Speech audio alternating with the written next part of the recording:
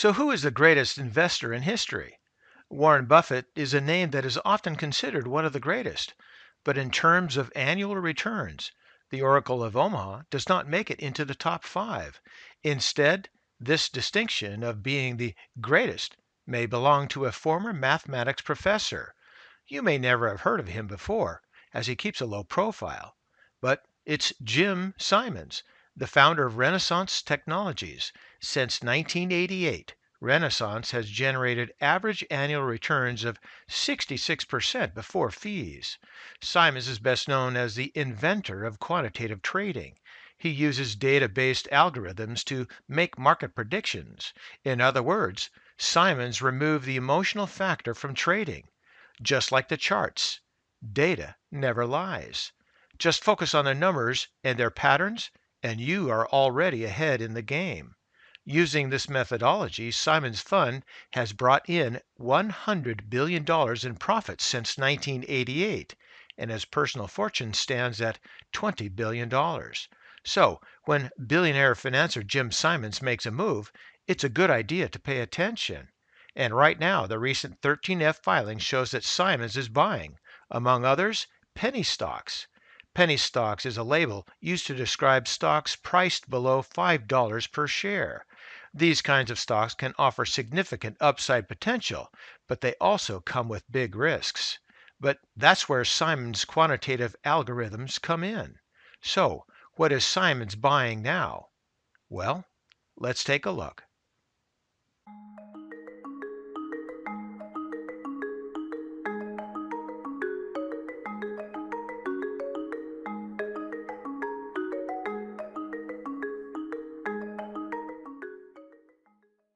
Among other stock purchases, Simon's Fund bought a small cap communications company called Orbcom. The company controls both ground-based wireless messaging infrastructure and a network of 31 satellites giving it global coverage. Orbcom's network provides machine-to-machine communications and is heavily involved with the Internet of Things. The company reportedly has 2 million billable subscribers in 130 countries. During the first quarter, Renaissance ramped up its holdings by over 400%, adding over 1.1 million shares of the company. Renaissance first bought into the stock in the fourth quarter of 2019. The recent purchase brought Renaissance's total holdings to over 1.39 million shares worth nearly $5 million. According to a Canaccord analyst, Orbcom's business is dedicated to helping its customers transport food and medicine during these uncertain times. Thus, a strong piece of the firm's recurring revenues remain protected. The analyst added, Orbcom should be well positioned with its 2 million subscriber base to drive consistent adjusted EBITDA through its high margin recurring revenue solutions. Further, its improving cost structure and consolidated platforms should lead to longer term margin expansion. The Canaccord analyst rates Orbcom a buy with an $8 per share price target.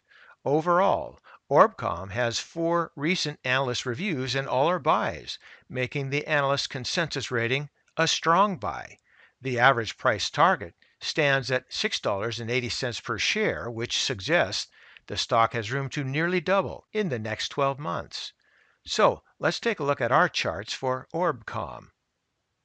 And we're now looking at the monthly chart for Orbcom that goes back to 2007.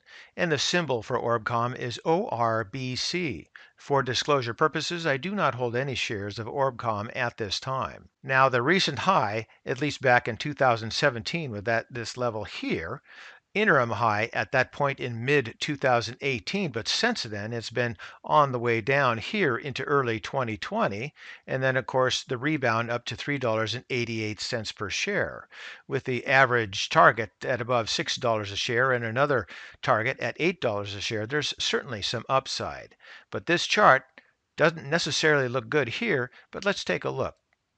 Now, volume has been increasing since 2014 on the way up, and certainly through the decline we've had in 2020. So that decline is shown here, but still, I don't see a real problem with volume. Now, one of the nicer oscillators is the MAC. You can see here that it's attempting a basing pattern right here with the fast line slightly moving up toward the slow line. It hasn't gone through yet, so it's not hit my trigger point, but it might have hit yours. We're only at a negative 1.488 on the fast line, 1.36 on the slow line, so we're close to that zero line or close enough. Into the histogram, you can see what's happening here. Nice basing, and we're moving on up here. So another pattern that I like. Price rate of change, similar. Basing here. This is a little bit further below that zero line, but still within striking distance. Moving down to the relative strength index at 42.05, so it's moderately weak, but it is heading on up toward that midline or 50 line. I'd like to see this move up and beyond that and even further if possible, but at least it looks like it's basing and perhaps on its way. Now, same thing there with the stochastics. Looks very good. Nice basing bottom pattern. Better than this one here, perhaps somewhat similar to 2008, 2009. I think it's going to be on its way.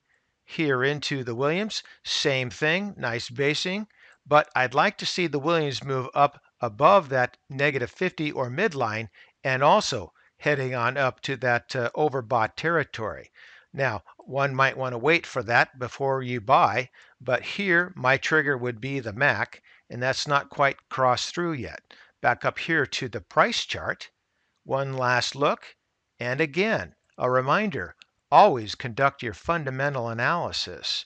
That has to go along with the charts. At least for my purpose, this is a stock for consideration. And for today, that's ChewDog Charts. Thank you.